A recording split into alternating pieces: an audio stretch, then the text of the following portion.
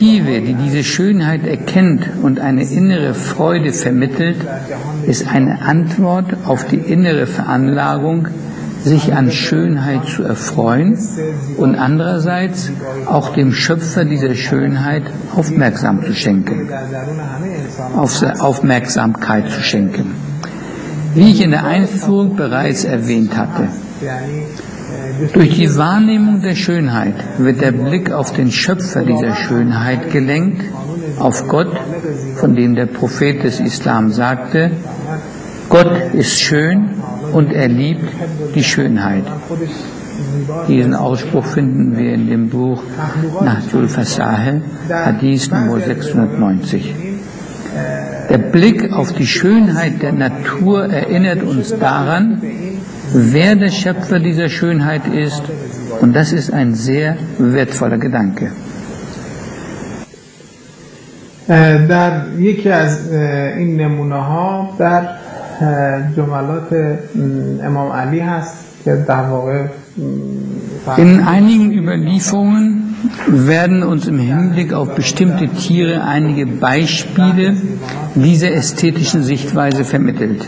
Als Beispiel wollen wir einen Ausschnitt aus der Ansprache 165 von Imam Ali, dem gelehrten Schwiegersohn und spirituellen Ziehsohn des Propheten des Islam und ersten Imam der Schiiten anführen, in dem er über die erstaunliche Schöpfung und Schönheit des Faust spricht. Es ist sehr interessant, dass Imam Ali vor ca. 1400 Jahren auf eine solche Art und Weise über die Anatomie der Vögel und allgemein die Ornithologie gesprochen hat.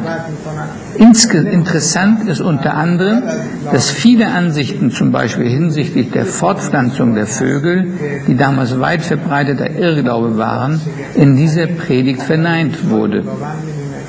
In einigen Abschnitten dieser Ansprachen wird betont, dass die Gestalt des Faust im Vergleich zu anderen Vögeln sehr erstaunlich ist.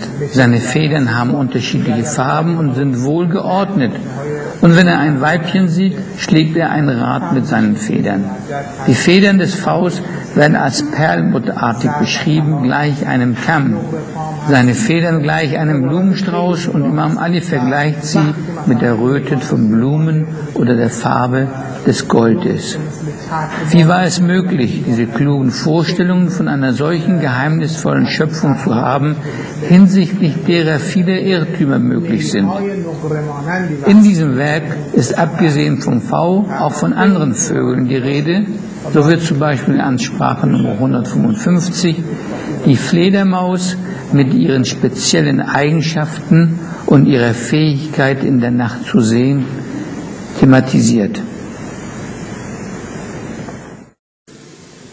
در خطبه‌های دیگه خیلی خلاصه میکنم در مورد شگفتی‌های آفرینش مثل مورچه، اندام بسیار کوچک مورچه، دستگاه گوارش او، نوع حرکت. Auch die Ameise und deren innere Organe werden angesprochen, und letztlich wird gesagt, dass man viel intensiver über diese Tiere und Vögel nachdenken soll, weil der Schöpfer der winzigen Ameise auch der Schöpfer der großen Palme ist. آفریننده این موجود کوچک مثل مورچه همان آفریننده نخل بزرگ خرماست. و بالاخره آخرین نکته‌ای که قبل از جمع‌بندی عرض بکنم که در موارد قرآنی هم اشاره کردم، در روایات بسیار به این پرداخته شده، مسئله معرفت و شعور حیوانات هست که همونطور که گفتم همه موجودات و از جمله حیوانات Die Kenntnis und der Bewusstsein Kenntnis und Bewusstsein der Tiere ist ein bedeutender Punkt, der hier als letzter Punkt vor der abschließenden Zusammenfassung bearbeitet wird. In der Einführung wurde bereits erwähnt, dass Tiere ebenfalls über Verstand und Bewusstsein verfügen und im entsprechenden Maße Gott anbeten und verehren.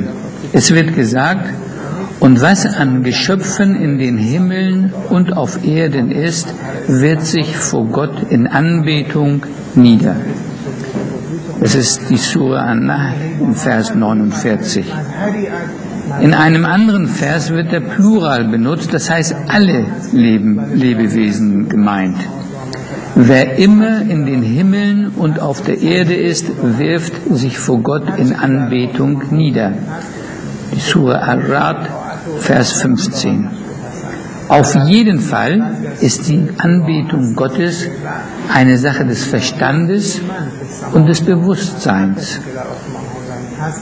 Und dies wird in vielen Versen des Koran angesprochen. Der Prophet des Islam sprach zu einem Mann, der sich nicht angemessen um sein Tier kümmerte: Da du der Besitzer dieses Tieres bist, fürchtest du Gott denn nicht? Dieses Tier klagt wegen Hunger und Leid. Ebenfalls stellte der Prophet des Islam auch klar: Schlagt Tiere nicht ins Gesicht, sie lobpreisen Gott. و همچنین پیامبر اکرم می‌فرمایند که هیچ وقت به صورت حیوانات نزنید، به خاطر اینکه اینها تسبیح خداوند رو میگن و تسبیحگوی خداوند هستند. لا تضربوا الدواب على وجوهها فانها تسبح بحمد الله. اینها تسبیح خداوند رو میگن.